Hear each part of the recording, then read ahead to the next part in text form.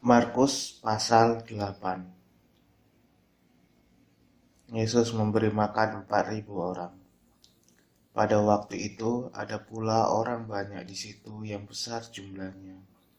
Dan karena mereka tidak mempunyai makanan, Yesus memanggil murid-muridnya dan berkata, "Hatiku tergerak oleh belas kasihan kepada orang banyak ini. Sudah 3 hari mereka mengikuti aku dan mereka tidak mempunyai makanan. Dan jika mereka kusuruh pulang ke rumahnya dengan lapar, mereka akan rebah di jalan, sebab ada yang datang dari jauh." Murid-muridnya menjawab, "Bagaimana di tempat yang sunyi ini orang dapat memberi mereka roti sampai kenyang?"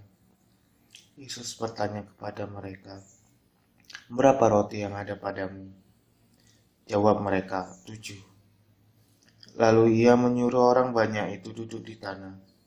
Sudah itu, ia mengambil ketujuh roti itu, mengucap syukur, memecah-mecahkannya dan memberikannya kepada murid-muridnya untuk dibagi-bagikan, dan mereka memberikannya kepada orang banyak. Mereka juga mempunyai beberapa ikan, dan sesudah mengucap berkat atasnya, ia menyuruh supaya ikan itu juga dibagi-bagikan, dan mereka makan sampai kenyang. Kemudian orang mengumpulkan potongan-potongan roti yang sisa sebanyak 7 bakul. Mereka itu ada kira-kira 4.000 orang. Lalu Yesus menyuruh mereka pulang. Ia segera naik ke perahu dengan murid-muridnya dan bertolak ke daerah Dalmanuta. Orang Farisi meminta tanda. Lalu muncullah orang-orang Farisi yang bersoal jawab dengan Yesus. Untuk mencobai dia, mereka meminta daripadanya suatu tanda dari surga. Maka mengeluhlah ia dalam hatinya dan berkata, "Mengapa angkatan ini meminta tanda? Aku berkata kepadamu, sesungguhnya kepada angkatan ini sekali-kali tidak akan diberi tanda." Ia meninggalkan mereka. Ia naik pula ke perahu dan bertolak ke seberang. Tentang ragi orang Farisi dan ragi Herodes. Kemudian ternyata murid-murid Yesus lupa membawa roti. Hanya sebuah saja yang ada pada mereka dalam perahu. Lalu Yesus memperingatkan mereka, katanya, "Berjaga-jagalah dan awaslah terhadap ragi orang Farisi dan ragi Herodes."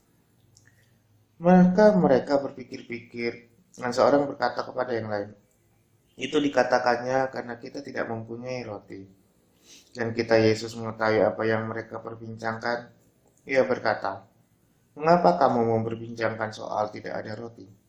Belum jugakah kamu paham dan mengerti? Telah dekilkah hatimu? Kamu mempunyai mata, tidakkah kamu melihat? Dan kamu mempunyai telinga, tidakkah kamu mendengar? Tidakkah kamu ingat lagi? Pada waktu aku memecah-mecahkan 5 roti untuk 5.000 orang itu, berapa bakul penuh potongan-potongan roti kamu kumpulkan?" Jawab mereka, 12 bakul. Dan pada waktu 7 roti untuk 4.000 orang itu, berapa bakul penuh potongan-potongan roti kamu kumpulkan? Jawab mereka, 7 bakul. Lalu katanya kepada mereka, "Masihkah kamu belum mengerti?" Yesus menyembuhkan seorang buta di Betsaida.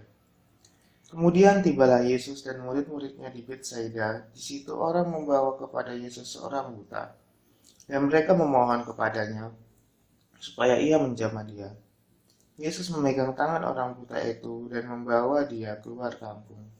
Lalu ia meludahi mata orang itu dan meletakkan tangannya atasnya dan bertanya, "Sudahkah kau lihat sesuatu?" Orang itu memandang ke depan lalu berkata, "Aku melihat orang, sebab melihat mereka berjalan-jalan, tetapi tampaknya seperti pohon-pohon." Yesus meletakkan lagi tangannya pada mata orang itu. Maka orang itu sungguh-sungguh melihat dan telah sembuh, sehingga ia dapat melihat segala sesuatu yang jelas.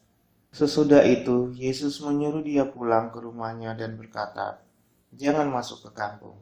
Pengakuan Petrus. Kemudian Yesus beserta murid-muridnya berangkat ke kampung-kampung di sekitar Kaisarea Filipi. Di tengah jalan ia bertanya kepada murid-muridnya, katanya, "Kata orang, siapakah aku ini?"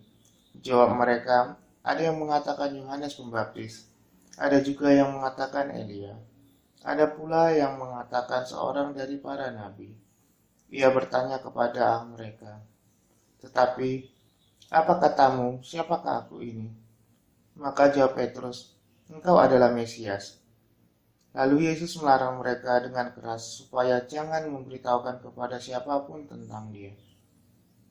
Pemberitahuan pertama tentang penderitaan Yesus dan syarat mengikuti dia.